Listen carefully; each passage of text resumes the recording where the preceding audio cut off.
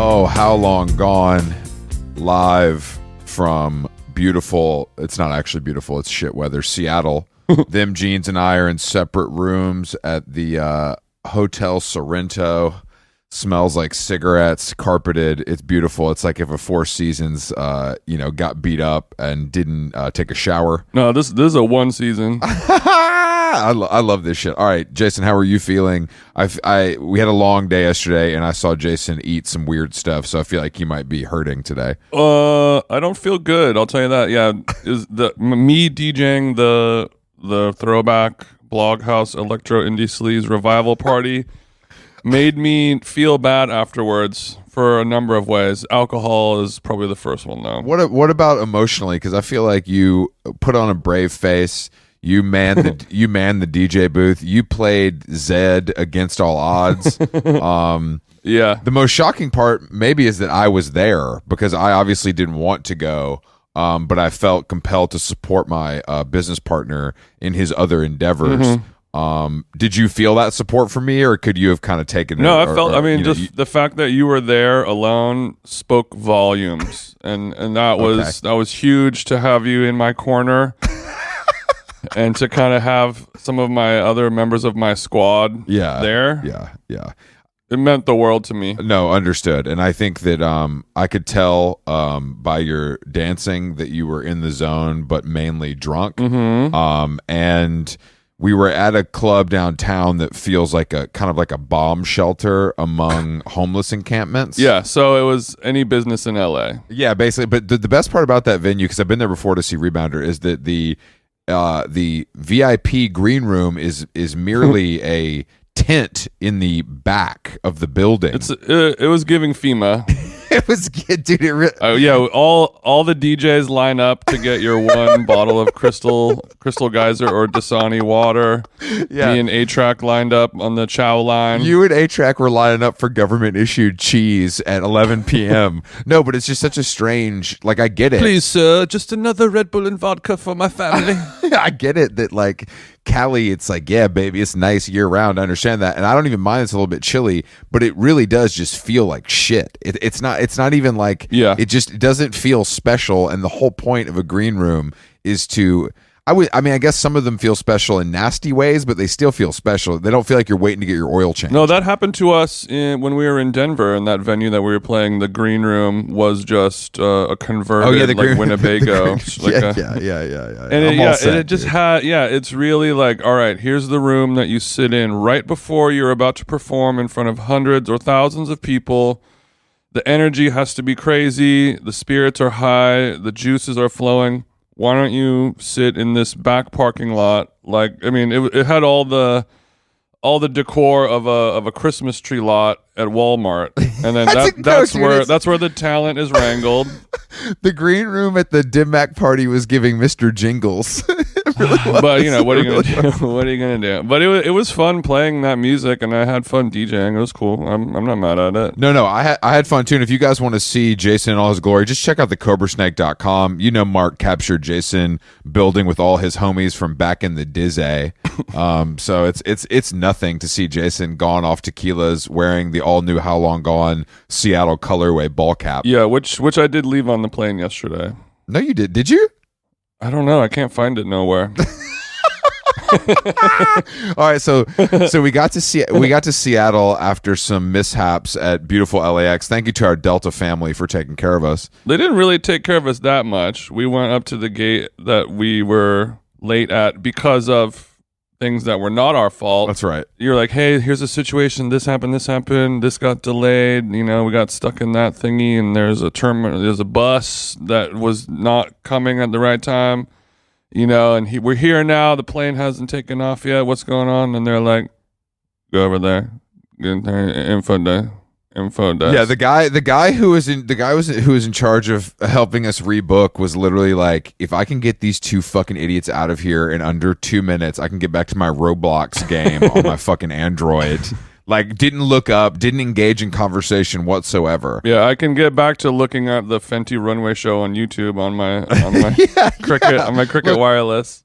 Look, I know that you don't want to do this job. I understand it. I wouldn't want to do it either. But unfortunately, you signed up for this, and we're being nice. It's not like we're yelling and screaming. We're being like very nice and amendable to this whole situation. But regardless, we did make it to Seattle. We are in Frasier mode, and we went to a very weird place last night called Deep Dive that was inside of a geodome that was apparently paid for by friend of the show Jeff Bezos. Yeah, it was called Bezos Balls. It was called Bezos Balls. I think Seattle residents, because it's a spherical building. It's two spherical buildings, so truly nut-esque. And good point. They had our waiter looked like Robert Downey Jr., but he had a twisty mustache. And Jason ordered a sherry. And first of all, and he pulled it out of his curious case of antiquities. This was steampunk Robert Downey Jr., who was like, the way he described the menu made me want to absolutely punch him in the face. Everything about this guy, I couldn't have hated more.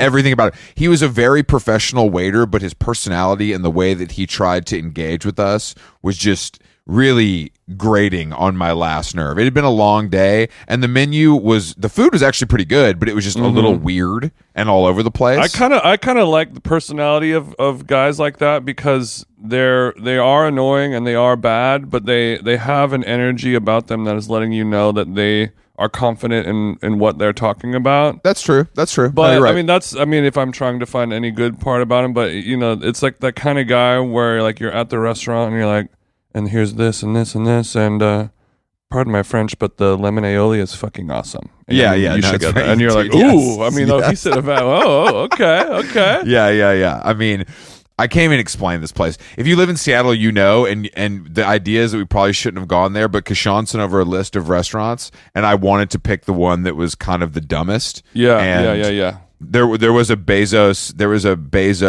mention, so I was like, boom, do it. And then Jason was able to order a $30 hot dog that was as thick as a fucking soup can, while I tried to sustain myself on oysters that felt small, I would say.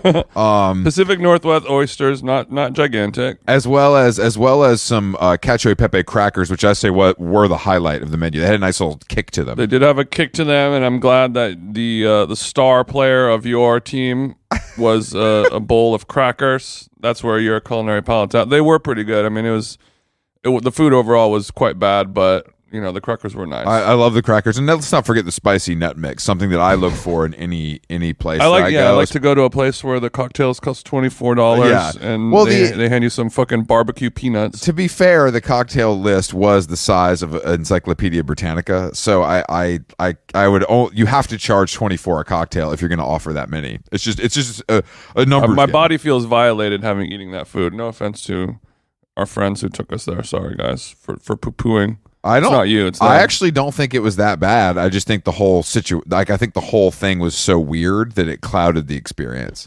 That's my personal. I guess I didn't eat enough though. I didn't actually. The croquette was pretty good. That was the worst thing ever. It was so bad. The croquette was pretty good. That was the worst thing on the menu. Well, bro, I mean, look, my choices were a cracker or a croquette. So what do you want me to fucking do? I know. No, I mean, don't make this about you. This is about. Oh, I see. This is about whoever made that terrible fish. Terrible fish. No, it was a very funny place. But Seattle's a funny. Jeff Bezos, don't eat there. Seattle has such amazing food, and I should have chosen a restaurant. I'm beating myself up now. I don't know why. We'll digress. It's funny, so that's all that really matters. No, I mean the problem is now that we have a podcast, we have to eat for content. Yeah, that's right. Because the food is good. Like we have to eat at. It's gonzo journalism. Like we're gonna go eat at Dave and Buster's today, and it's gonna be crazy. But I did learn last night at dinner, which is a crazy fact, that 1 in 4 residents of Seattle work at the Amazon Corporation. Yeah, which is pretty fucking mind blowing. Like I mean, obviously that encompasses like all departments and all levels. But still, it's like pretty from the rooter to the tutor. Exactly, but it's still pretty fucking crazy. You know what I mean? Like that's a pretty staggering number. Is it giving Monopoly vibes? It's giving Monopoly. I mean, it's also, I guess the only other thing here is of course the other small companies like Microsoft and Boeing. So they kind of got everybody settled. But that being said, all you guys that have these nice cushy corporate jobs, we'll see you tonight at How Long Gone at Madame Lou's. We will be accepting cash and Venmo. We forgot the credit card reader. So make sure to tip your bartenders. No, we didn't forget it. I just can't find it. I can't find it. That being said, we actually have a Food World guest today. Who I've dined at all of his restaurants and they're good. So that's it's an odd U-turn for our normal. He's done. I've eaten at all his restaurants. You know him. Ignacio Mattos is his name. He is the current reigning king of New York City dining. You know Estela as President Barack Obama's favorite restaurant. He's the master of the endive. He reigns over Corner Bar, New York's hottest bistro in the quote unquote Dime Square neighborhood. He also is launching a new restaurant, a fine dining establishment, which I have no pun intended, roast him about when we had dinner the other night. I was like, why on earth would I want to sit through 12 courses of your slop? He didn't kind of see it my way, but well, let's kind of continue that convo where it left off. I'd like to be a fly on the wall. I don't want to put words in his mouth, but Layla seemed to agree with me a little more, but didn't kind of want to cause problems at home, of course. And I've been lucky enough to slurp that delicious cacio e pepe at Altro Paradiso with beautiful Sienna Miller in my on your sight line on the horizon. I'm looking past the noodles and I see beautiful Sienna and a Chanel jumper while I've got butter and pepper on my lip. I didn't know about that. I didn't know that you dined with Sienna. I didn't dine with her. She was in the restaurant while I was also in the restaurant. Chris, I'm trying to create a little fan fiction. Come on. I understand. I'm a storyteller. I know you are. I know this podcast is really about storytelling and community building. Check us out on Discord. But let's go to beautiful NYC and talk to the busiest man in restaurants and find out how he made such an interesting green so popular. Jason, I don't know how you feel about the endive, but I feel like you weren't checking for it before Ignacio put it on the radar. That's false, but cute. And also the I don't know if I'd call it a green. What would you call it? And I would, I guess it kind of is. Maybe I would like to know it's more of a lettuce because I've never seen a green one. It's usually kind of white or pink or something. Anyway, that's true. It's more of an endive, not an endive. I'm not going to fake pronounce things like I know. Because I don't obviously I don't cook. I don't go to the local green markets. You're so white that you should say endive. Endive. You should do it. So you're taking the first syllable French and then the last syllable English. You got to go American all the way. All right, so let's go salad endive. That's no. I'll eat your fruity little endive salad. All right, well let's give Chef Ignacio a jingle, and hopefully he can put down his cheese grater and kind of talk to us on this podcast. Sí. My macroplane. Look at my macroplane. Sometimes Chris has to ask if it's in. Great, Chris. that says a lot about yourself, Chris. Exactly. That's how you go around. Man, fuck you guys. It's okay. It's a small penis. It's fine. All right, Ignacio. You're actually very sweet. Thank you. That's nice. Yeah, thank you for putting it that way. Welcome to How Long Gone. It looks like you're coming to us from a back of house jail cell. Is that accurate? Yeah, for the last 22 years, correct. Okay. So what? So it's like a back of house. It's like an office / storage / accounting / potato peeling room. Is that kind of what it is? Yeah, like a restaurant office. You do as much as you can as out of the space you have. Is that where you sign checks and stuff, and also watch your YouTube videos, or do you try to kind of get out of there as fast as possible? Like, how I love YouTube. It's a lucky guess. What kind of videos are you watching on YouTube? He's watching Alison Roman. I love Alison, but definitely not watching Alison Roman. I love her, but no. Yeah, I don't know. I've been watching the World Cup and stuff like that. Interviews and things like that. That was the last thing I watched. We're allowed to talk about soccer, like football, or no? No, I mean I'm bored by it, but since you're European, I give you a pass to speak about it because it's your culture. I'm South American. Oh, my bad. You are definitely insulting me right now. That's like straight up attack. Ignacio, how far did Uruguay get on the World Cup?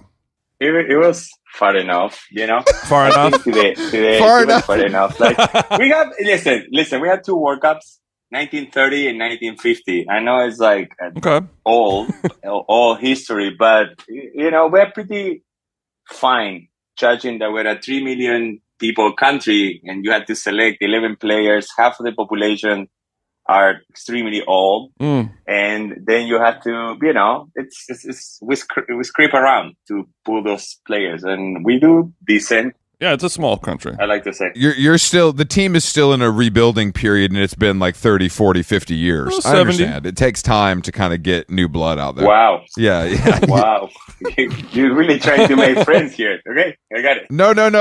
Did you grow up playing the beautiful game, or were you already in the kitchen while all the other kids were running the field? No, I was definitely, like, everybody plays football there, and I for a moment I thought I was going to be a professional soccer player, but Really? yeah, and I went to two big teams, and I went train for one of them, and it was too much, and my body was too small for the big field, and I couldn't keep up with the big field and the training. I didn't have anybody that, it pushed me to do it, and I just quit. And So you got pretty far then. yeah, till 13 years old. It wasn't just like a dream. It wasn't just a dream, but it felt like a dream. Yeah. We can't have you tear your ACL at this point. I mean, people would go hungry.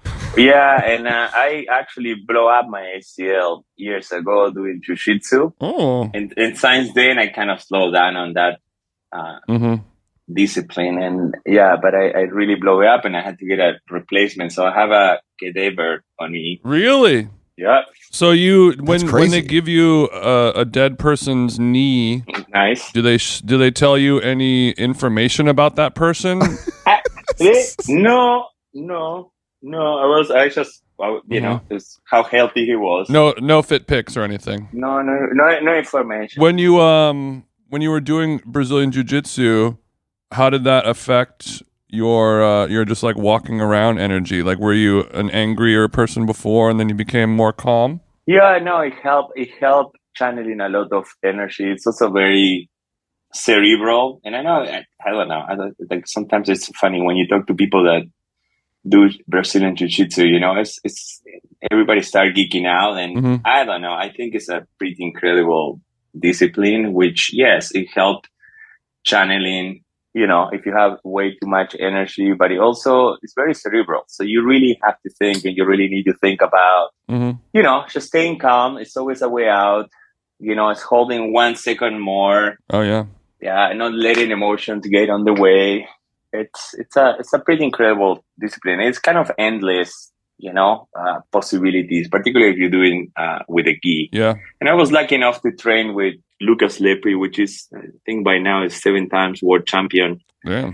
So it was very, very intense training. Like, this guy was going to, pretty much the World Cup of Jiu-Jitsu, the Mundials, and we were all trained. I was training 6 days a week, plus going and working full time in a restaurant. That's my thing with jiu-jitsu, that because a lot of our friends practice as well. It just seems like the time commitment is very large. Well, you're so busy you don't have time to do cocaine, Chris. That's kind of the idea. Oh, okay. I see. Fair enough. Your hands are all messed up. So yeah, it's a little bit unfortunate. You kind of walk like a gorilla at times. It's not the most charming look. Yeah, I was always curious to see how it felt walking around, just knowing that you can just kill everybody. Yeah, right. It must be a fun feeling to have. I don't know. It's that it just gives you. I think it gives a lot of. I don't know. Like this, I don't think it's the last thing you think it's about, like fighting someone. I think it's Okay, and this is not a Gemelos de edad. this is not a culinary reference, but did you have cauliflower ear at some point? No, I make sure like I don't love cauliflower that much to like I have a pretty good amount of stupid tattoos on my body. The last thing I need is like it's cauliflower ears. It's not a cute look. It's not cute. It's not cute, but there's something, I don't know, there's something about it when you see a guy who has cauliflower, I guess anyone. It's hot. Male or It's female hot. cauliflower. It has an energy of like, I've killed before and I will kill again, and I need this person to be inside of me sexually, you know? Yeah, it's true. It's very attractive, and I think, but I think maybe the I wouldn't want to have it, but I do like to see it. I don't know if that makes sense. I know it's weird. Yeah, it's like your thought with children, I guess. Yeah, I don't like to see them either. Actually, I don't know, like that's different. touching them also that not pleasant. You know what I mean? Like imagine, yeah, like having sex with somebody that you want to lick that ear. Do you want to lick that ear? Is a great question that's never been posed on this podcast before. Some people do. Some people do. Let's talk about chef tattoos. You mentioned you have a lot of tattoos that you may not like as much anymore as the day you got them. How many of them are vegetables or like side profiles of a pig or a cow? No, I have no chef tattoo. I'm like wow, you guys. good I'm for from you. a hardcore straight edge period, but I was lucky enough also of not getting like exes tattoo on me or anything related to that. They're like pretty random and Okay. you know, some are pretty stupid. It's like the back and right arm and legs. Jason has some stupid ones. I don't, of course. All mine are very cool and perfect. So it causes some problems between us. Which are the most disgusting tattoos? I might say so. You know, like beautiful tattoos are kind of unfortunate. As unfortunate as bad ones. You know. I agree. Yeah, I agree. Like curated. Yeah, extremely curated. You know, it's like, missing the point of a tattoo, if you ask me. Yeah, if I look back, if I see the kind of koi fish, you know, sleeve poking out of the shirt, but when the koi fish sleeve is that person's first and only tattoo, they just get both arms sleeved in one weekend, and that's all they're gonna ever have. Don't trust that person. What about face tattoos? Do you trust face tattoos? I don't trust them on white people. But they used to be cool before every rapper got one when on their 18th birthday, and now I mean they're probably good for dating. You know what I mean? They're probably quite comedic. Yeah, it is quite comedic. It's good for dating. It's not good for meeting the parents. No, exactly. I mean I think it's crazy because you know, growing up, like we had a lot of tattoo artist friends, you know, and they'd be like, I won't do face tattoos. Like there's a crazy suicide rate for people that have face tattoos because like society shuns them, you know, and now it's literally like high school seniors have you know, their initials on their cheek. It's crazy. I think they're pretty fucked up. There's no judgment, but it's no. Yeah, it's not one time that I see a face tattoo and I'm just like, what the fuck? You know, I think it inevitable. You know, I'm like, I am judgmental with the face tattoo. I'm like, how the fuck you get there? I agree, and the pain alone. And it hurts. Yeah, it's crazy. It hurts. It's crazy. Luckily, we all can relate. We have these beautiful, thin, kind of angular faces, you know, so it's not like, Ignacio, I know you're probably close to our age. I don't think you've started getting fillers yet. So, like, you could feel that. You know what I mean? Like, that cheekbone. It hurts. Have you ever guys have a facial? You know what I'm talking about? Like, when they clean your skin? Yeah, of course. I've had a few different kinds of facials, yeah. Wow, that's great. Who got that? You, Chris? No, that was Jason. No, that was me. Jason, you love facials. I love facials. First and foremost, that's one thing you got to know about me. Okay. But put it on my cereal, whatever you want. But when you have the facial and you have the extractions, yeah. But like, that's the only time I cry like a baby. Yeah, that shit alone, it hurts like a motherfucker. And like a face tattoo, forget about it. When people get the eyelids tattooed. Oh, the eyelid tat's crazy. Oh. I used to get my hair cut in New York, and the woman who shared the studio with my hairstylist did the eyebrow tattoos, and she was making a fucking fortune. It was crazy. Ignacio, we were talking a little bit before you hopped on, and it reminded me of something. Like, a lot of people will talk about chefs and how like, you know, it has this glamorous rock star job, but then chefs will always say like, you know, actually a big part about being a chef, you know, if the toilet overflows, I'm the one who's got to plunge it, or, you know, all that stuff. Is that still going on in the restaurant world in your life, or have you worked hard enough to where you don't have to be the guy who, you know, cleans the puke off the bathroom floor? No, I mean, there is, you know, more structures in place, absolutely. But I still get involved, and I'm like, you know, I enjoy doing like things that most people don't like doing, you know? Okay. But you always have to jump in and do something odd. You know what I mean? It never gets old. You were saying that you like to do stuff, you know, like work with your hands and things like that. That's like a part of you that no matter how successful or big or rich you get, you still need to like use your hands for stuff. I mean, I think it's important. I think it gives you sanity, you know? I think it's you know, if it's that's what you need to do, I think for me, it's very helpful to be able to do things with my hands. I actually, you know, at times I'm not doing it as much as I would like to, and I'm trying to figure ways of how to get more into this handy thing, you know? But yeah, but it's tricky at times, you know. You have there is chef at each places, and you want to empower these people and give them room and let them do it. But you know, I still, you know, I love what I do, and I love cooking, and I love figuring it out, how to come up with new things and how to do it better. And yeah, by the time it's tricky when you have, you know, 4 or 5 places and you have to bounce around and there's too many. Yeah. I was going to apply because I don't, you know, I'm not a big cooker. I don't really do much of that stuff, but I was hoping to do a little apprenticeship. So if you need anyone to kind of like do the overnight like porter stuff, I'm available during the holidays. Sweet. So you're gonna be in New York when you hear. Let me. I'm shooting an email today. Yeah. Okay. I wonder what the hell you're gonna be doing. I mean, I'm pretty good. People have this idea of me that I'm not like a manual labor cat because I'm kind of a CEO vibe, which you can probably feel. Yeah, that's the vibe you give me when we met. Definitely. Yeah, exactly. But much like you, I'm willing to get into the weeds for the greater good of my people, you know, and I think we can relate on that. He likes to roll up the sleeves of his Hermes shirt and get in there and do the hard work. I'm down to do that. Hermes is good. It's a good look. Hermes is very good. One day I'll be able to afford it. It's a good look for the night porter. Yeah. Well, let's actually talk about fashion as a segue. Most chefs are terrible in the world of fashion.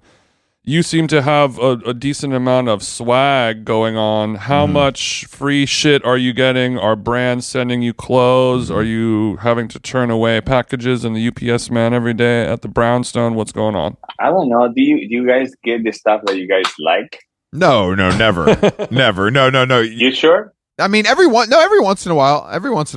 Honestly, every once in a while. It's rare. But usually if they unless you're like Brad Pitt level, I agree. If it's free, you're probably not going to love it. Exactly. So that's where we are, and where I am too. You know, like trying to figure it out to get to the Brad Pitt kind of level. Sure. So we're all just trying to get to the Brad Pitt level. That's something we can all relate on. But also, I mean, Chris, I don't know how you feel about this, but like in that world, Chris really likes to pay for things himself. Like he likes to work hard and spend his money, and that's where he gets pleasure from. And some people, no matter how famous or rich or successful they get, they still are just like so cheap, and they still want everything for free. Where do you land on that one, Ignacio? I'm kind of like where, I mean, I would love the free stuff. I just don't like. No, I like buying the stuff that I like. You know what I mean? I don't like. Yeah. I don't need many things, but the things I really believe that comfort it matters to me. I think it's important to to be comfortable, and I like to pick the things that I like. I kind of hate shopping, but with time I kind of learned to try things. Well, unless it's the Union Square Green Market, we all hate shopping, Ignacio, and that's something that I understand completely. Why it feels so good to go to the Union Square Green Market? Do you guys go to the market in LA? Or? Yeah, definitely. I actually hate farmers markets. I think that they are kind of the end of the line for annoying white people, but you have a reason to be there, so it's a little different for you. It is. Yeah. I agree. Particularly LA is it's kind of like a funny scene in there at the market. Funny, like you mean like you go to the Santa Monica Farmers Market on a Wednesday at 4 a.m. and it's you and Nancy Silverton fighting over the last Sun Gold tomato or something like that? Or is that what's going on? Yeah, but those battles are like, yeah, they're kind of real. Yeah? I mean, you can pre-order stuff once you build a certain relationship, but it's really, it's very gratifying to go early in the morning and, particularly when you know that you're getting something that is quite unique. You know what I mean? The season changed so much and all of a sudden you get this perfect tomato and it's only a window of 10 days and you just get it like the first day that they are at that market and you're taking them all. Oh. And you just, and you pay a lot for it and you probably want to charge something that it doesn't make sense because whatever, they were expensive, but it's totally worth it. It's just like, it's fun to do those kind of stupid things, but you go extremely early, you grab everything that was there, and you know that no one else is having those. Yeah, that's exciting. And then you go on your Instagram stories and you say like, hey, here's my 4 cases of Harry's Berries. Exactly. I'm gonna do some gelato tonight, and everyone's like, okay, I'm making a res. I need to have this first of the season flavor. Yeah. It's exciting. And then your high level clientele,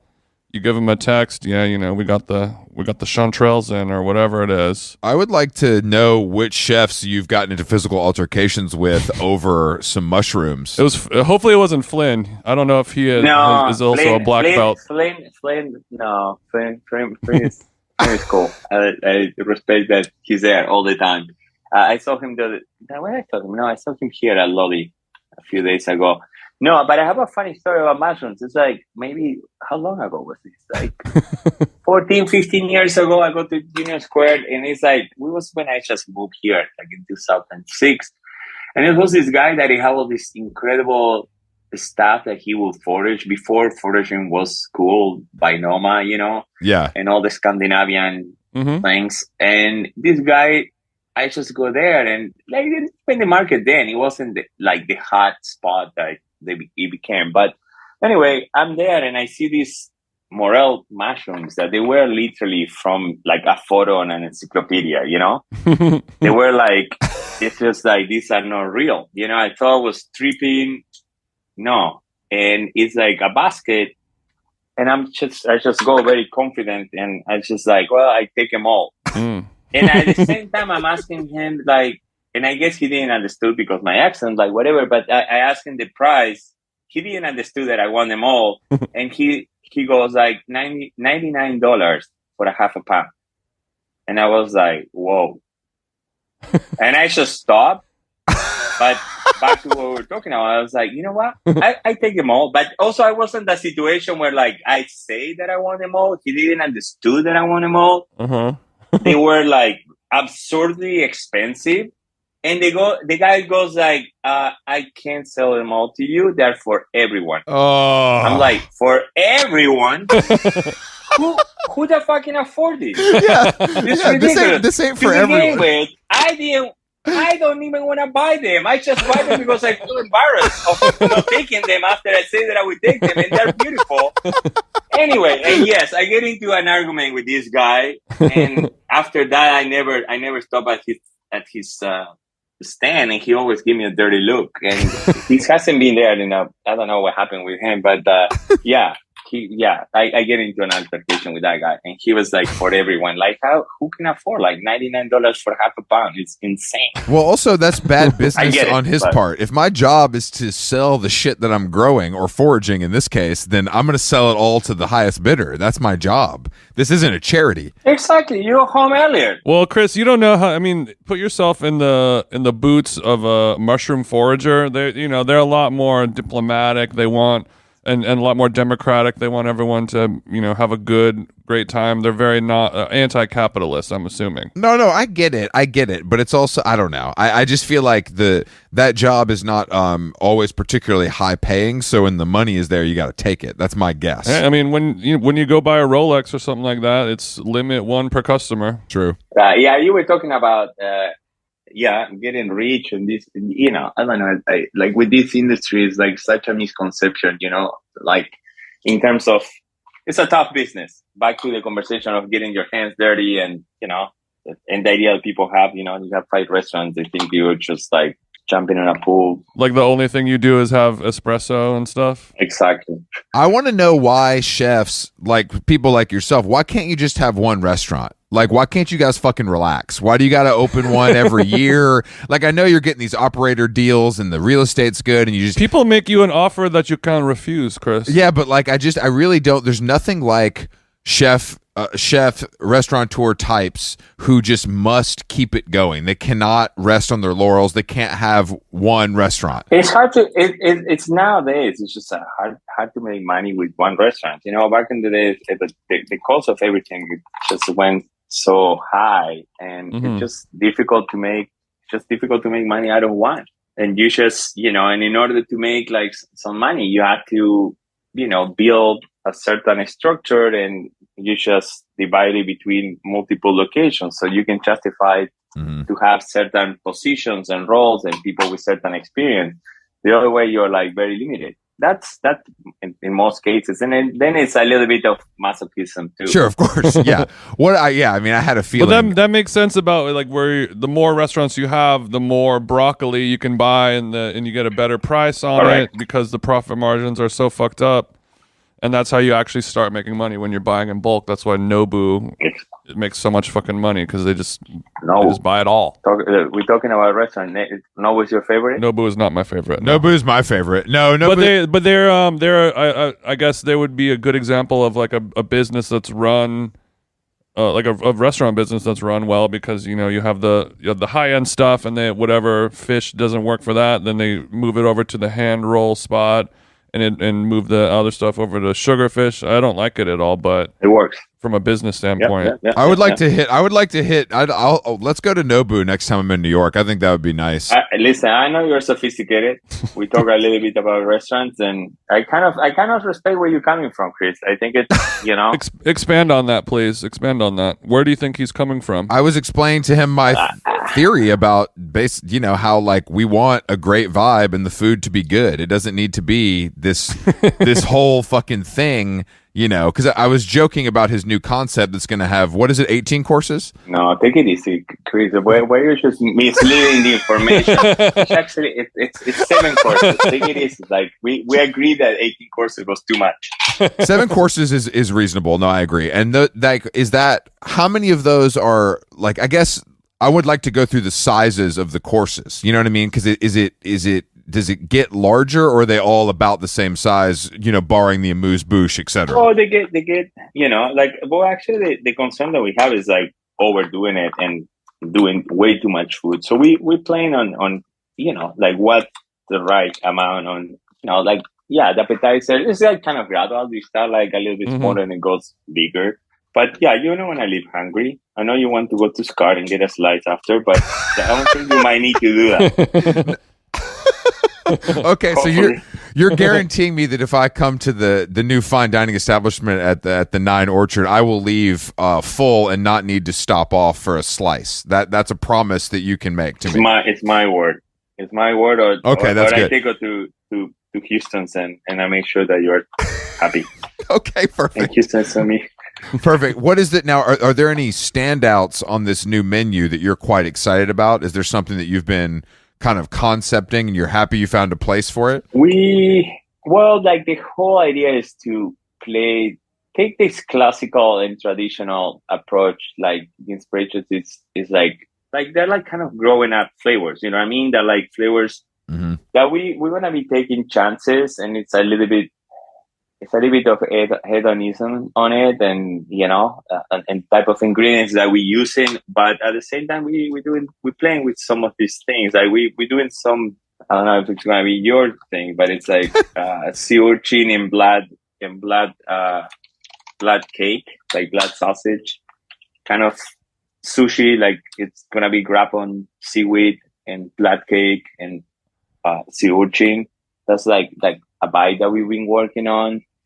We've been working also with this lamb and seaweed salad. Lamb and sea. Okay, so this is sounding like you said, a rich hedonistic meal where you have some slutty red wines and you get fucked up and you get all horny on greasy food. It sounds amazing, actually. Bacchanal-esque. And I think it's, like this type of restaurant, it should be like that, like it should feel, why not getting all horn out? Yeah. Excited. I mean, because as we get older, me going out to a nice dinner is sort of my version of going out. Like, I'm not going to the club until 5 a.m. unless I'm getting paid to or something. Like, that's it. I'm going to have an amazing meal and get it all done. And then I'm going to go home and, hopefully continue my horned up session. So tell us about that. I'm much more interested about that than the many courses. It's better to have sex before dinner. It's better to have sex before dinner, but if you're able to create a meal as a chef that allows you have a full 7 courses and the pacing is correct, the ingredients are right, and you're still able to go home as a 40-year-old person and have sex with your partner, you have struck gold, and that's something that you should try to focus on for 2023. What about the next morning? I think we kind of have to leave it. I prefer the next morning. Leave it for the next morning. You prefer the next morning? Yeah, you digest. It's hard to have it all. You know what I mean? You have like an amazing meal. It's hard to have it all. On top of that, like great sex. I think it's pretty. It's asking too much. It's a little ambitious. People talk about umami as the missing flavor, but having sex after could be the new umami. When you think of it's a lot of umami in sex, no? Yeah, it's a little sweet, it's a little sour, it's, it tastes like a lot of flavor, but the flavor's not coming from salt. Yeah. It teases the spirits. Exactly. Yeah. I'll look into that. Yeah, and afterwards you're like, oh, I got us 2 cortados and a couple of croissants. That works every time. I was gonna get you juice, but it wasn't fresh. So, Ignacio, when you first dreamt about becoming a chef and you became, that became a goal of yours or you're working towards, did you ever think that you're going to have to do so many photo shoots in the front of house of your restaurants? You know what? No. And I actually don't love doing it. But I'm also, back to, if you have to wash dishes, yeah, I'm happy doing it. So I don't know. I just do what I have to do. You know what I mean? I know what you mean. I don't love it. Okay. I saw a good photo of you holding a microplane, kind of like a gun. Where? I think it was on Airmail. You're just worse. Like, yeah, my girlfriend has been torturing me with this new, you know what I mean? Like, making fun of me and taking and all these photos and like how I'm not making fun of you. This is unfortunate. So I'm holding a micro. Yeah, shut up. Look, well, you were talking about your girlfriend kind of giving you shit. My girlfriend gives me shit all the time for all of this stuff, and I think that it's unfortunately important, and guys like us need that. I agree, and I think we deserve it too. I'm kidding. I like to give everyone in my life shit, but also people love to bring me down a notch. And if your partner's not bringing you down a notch, I feel like it's not healthy. No, absolutely. Those are the good ones, I agree. Anyway, microplanes. No, I don't love taking. I love microplanes. I do love microplanes, and I would take free microplanes if microplanes want to send me. Actually, I would love free microplanes. I don't know if that was clear, but I don't know. I personally don't love it. I think it's great. I do love it. I think it's like a kind of a because we romanticize chefs now like never before. So I think that like. What do you think is that? I think food is just the easiest thing for the most people to kind of experience, if that makes sense. It connects with the most amount of people in the world. Music and film and art are a little some that's just so divergent. Also, we're eating more than we've ever eaten in our entire lives. So, if you can make amazing food, you're more important than Mick Jagger nowadays. Yeah. And also I think that the thing that's happened is television. I mean, like once fucking Top Chef and the Great British Bake Off, those are some of the most popular TV shows of all time. And it shines a light on how difficult it is to be good. And I think that it makes it easier for a regular person to kind of want to go have that experience, whereas maybe before that they didn't. They're exposed to it in a new way. No, I love food. I do. Food is my love language. I don't know about yours, Ignacio. Yeah, I'm not eating as much as I used to. Like I don't know. After I start Googling and seeing like how much how many calories certain thing has. It's kind of, and I've just been shoveling croissants like. Yeah, but I have a theory because I used to talk to Flynn about that. I have a theory that if you're the kind of person that just like has a croissant every morning, you're not fat. It's only skinny people do that for some reason. It's like an attitude and a spirit that you have, and if you eat croissants the right way, you'll never become fat from them. I think you're right. So tell me how you eat your croissant. Croissant, it has to be in the morning, black coffee, maybe plain, just a plain butter croissant, and that's it. Because even though croissants have a lot of calories because it's just butter and carbs only, but it's also very light. It just weighs like 1 ounce of air mostly, and if you have the right attitude and spirit, you won't gain any fat from it. Yeah. And don't quote me on that. That's not true. But I want it to be. We all want it to be. I mean, Jason and I are in Seattle right now because we have a show, and the closest place to get a coffee this morning was this bakery, and I walk in there, and it's just an assault of delicious pastries everywhere I look. They've got scones, they've got croissant, they've got fucking cookies, they got brownies, everything. But I am able to resist that because it's hardwired into my brain that having anything like that in the morning is so bad for you. And the reality is it probably isn't as bad as the other stuff I'm doing, but I just can't shake that mentally. Yeah. There's no better time to have those things, so your body can burn it off by the time you go to sleep. The worst thing is have that flourless chocolate cake 10 minutes before bed, Chris. I don't want to talk about it. I love flourless chocolate cake. Dude. I don't trust anybody that say they don't like chocolate. Yeah, I agree. Oh, really? I agree. It's like pizza. Yeah, it's like what not to like? It's like I'm more like a vanilla. Like, listen, they're like completely different. You can still love. I still love vanilla. I still love chocolate. How not to love chocolate? It doesn't make any sense. It's like saying that you don't like pizza. Like, I don't care who you are. Like, it's just you're full of shit. I agree. I agree. That universally delicious, unquestionably. You know what I mean? It's not even an argument. No, I agree. I think pizza, chocolate. There's probably a handful of other things we could add to that list of universally delicious that is kind of should be agreed upon by all parties. But people like to go against the grain. I don't believe them. It's like when people say I don't watch TV. Like, you're lying. Yeah. I want to talk about Corner Bar because we went there like a month or two ago, right, Chris? So you guys gonna give me feedback on the podcast. Yeah. So you're gonna okay, here we go. Love this. A lot of restaurants that we frequent and that are popular now have that same kind of style of classic American dishes, martinis and a steak and Caesar salad, those types of things, shrimp cocktail.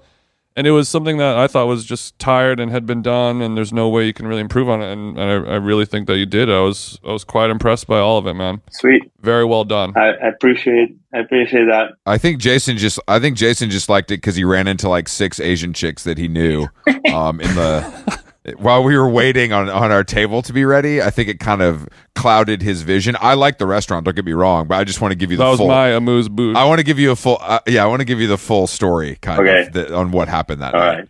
Right. For context. It's important. But you didn't get drunk, did you, Jason? I tried. No, I got pretty drunk. Okay. On cocktails or wine?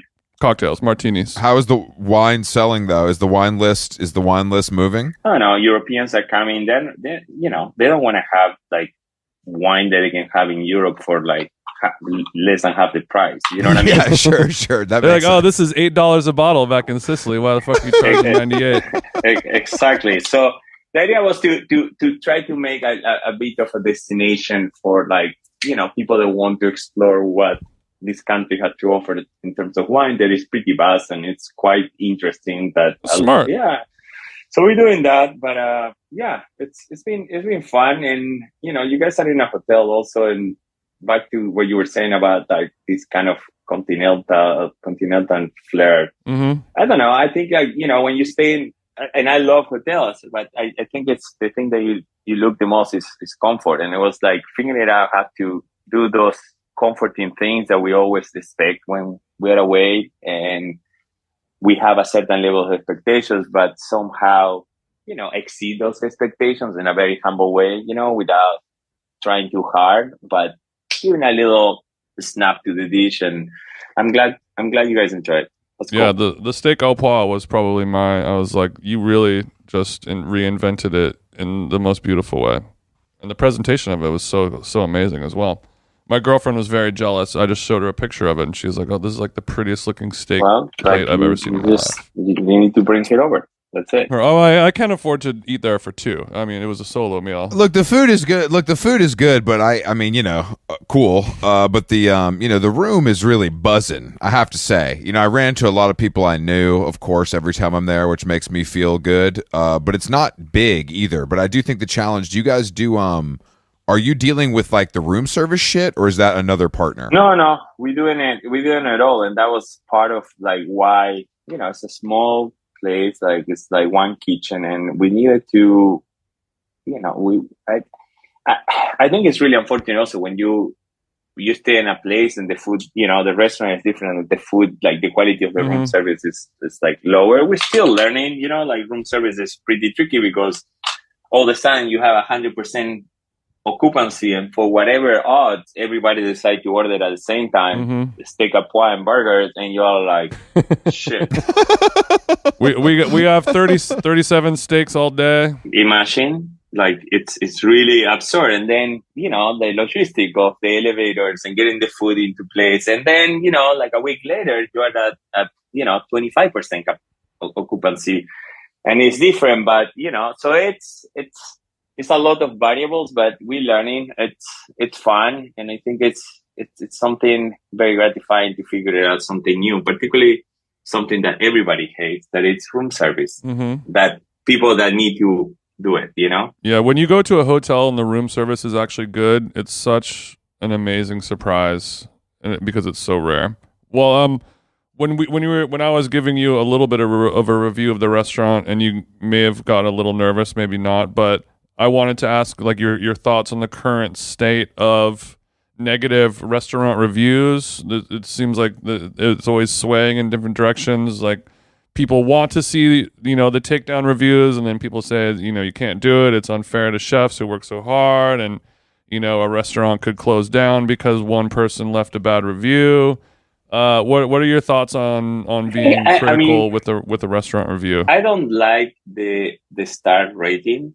First of all, you reviewing a range of places from a taco truck, which deserves to be reviewed, and I think it's at the same level, but it's different to be, like running a 3-star Michelin place. They should be in different categories. I'm not saying that one thing is better than the other, but it's like, just like, it's very different. That's all. And I just think it's like, it's different. The 3 stars and 2 stars and 1 star, and you just read a 3-star that it reads like a 2-star, and then you have a 2-star that is like completely glowing, and it's like, I don't know, but but I really appreciate like a good reviewer. Like I think Pete Wells is a pretty great writer, and he does a really good job with it.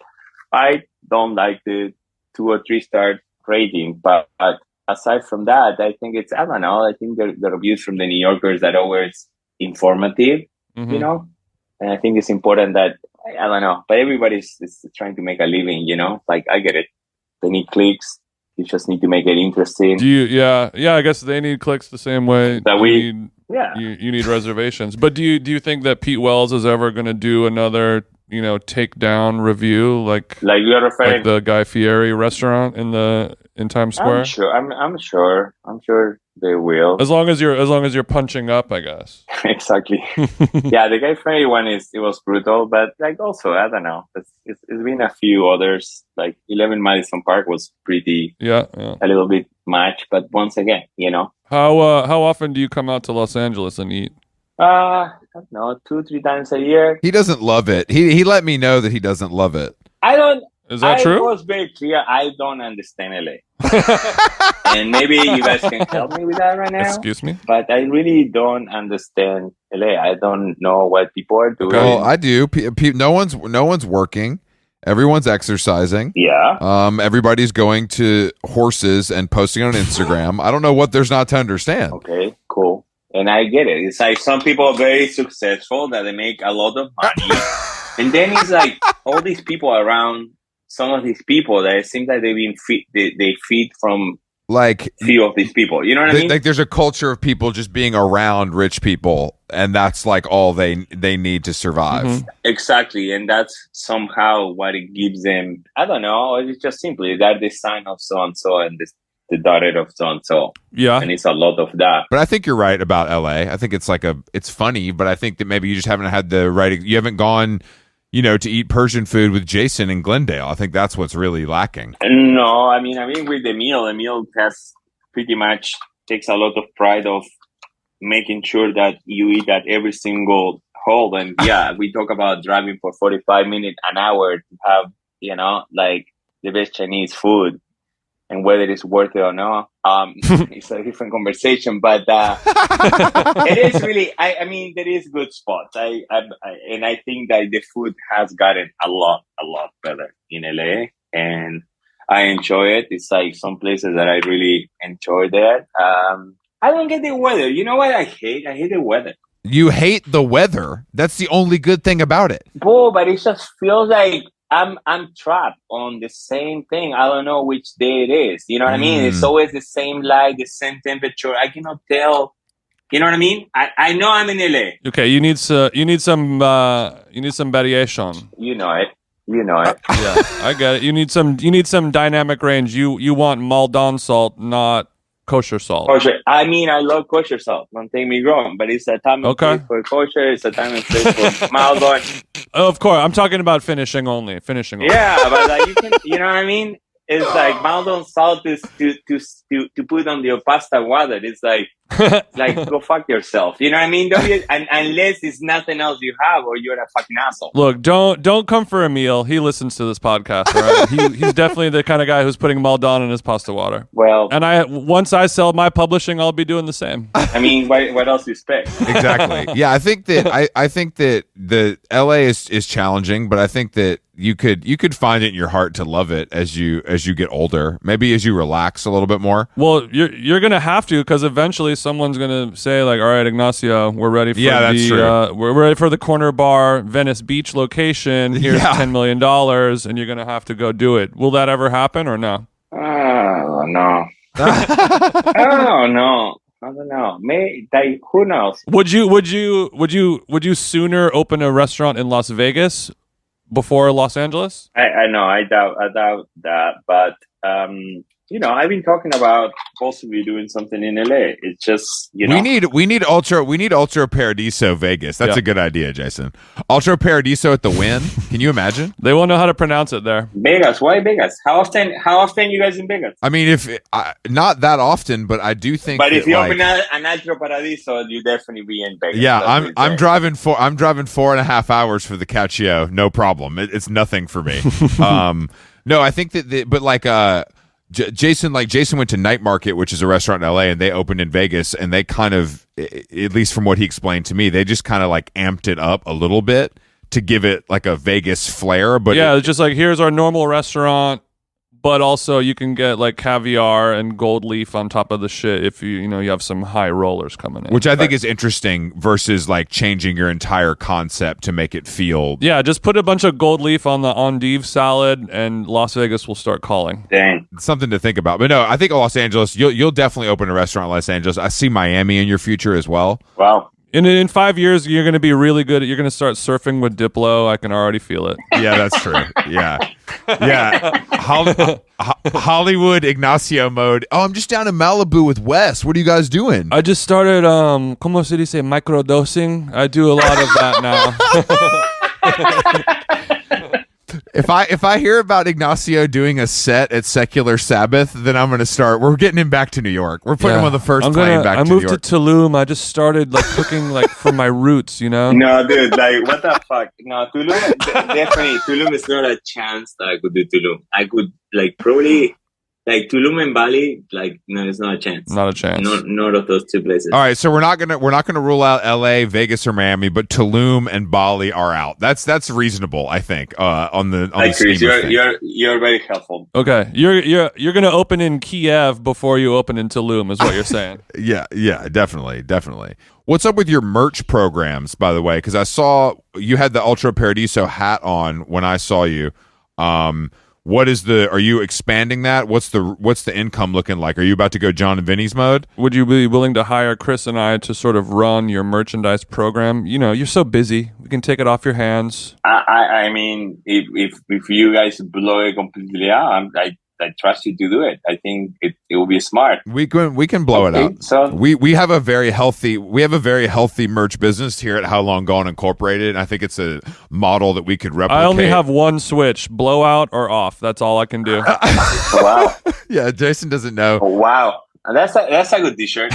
That's right. I mean, I can blow at the best of them, Ignacio. But we can't. If you want to start making cast iron pans and shit like that, we're not really the guys for that. But I can put you in touch with the right people if that's something you're interested in. But also, like, how many cast iron pans this world need? You know what I mean? It's just one brand, and that brand is just like, it's pretty good.